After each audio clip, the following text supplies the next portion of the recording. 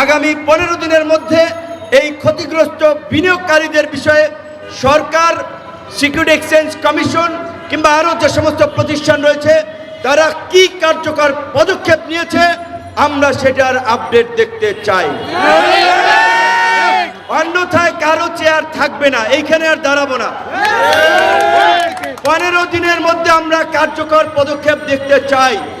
এবং আমি আবার বলছি, আমি ডিটেইলস ইনফরমেশন নিতে পারি নাই, কিন্তু চেয়ারম্যানের বিরুদ্ধে যদি অভিযোগ থাকে অর্থ উপদেষ্টাকে বলবো অবশ্যই সেই চেয়ারম্যানকে সরিয়ে দিতে হবে।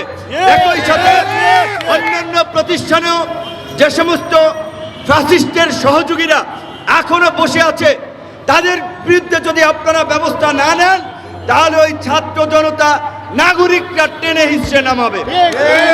সেটাকে যদি আপনারা মব জাস্টিস বলেন, মব বলেন, কিচ্ছু করার নাই।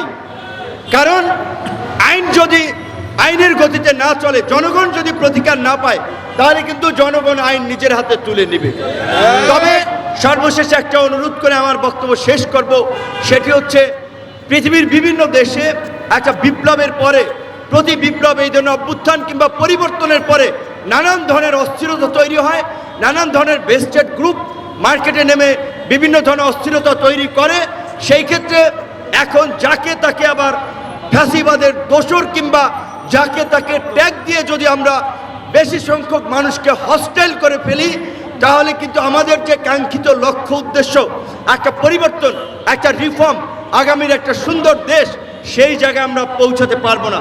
কাজে আমাদের মত পথের ভিন্নতা থাকা সত্ত্বেও দেশের বৃহত্তর স্বার্থে আমাদের মৌলিক বিষয়গুলোতে একমত হয়ে আগামীর পথ চলতে হবে, কাজ করতে হবে।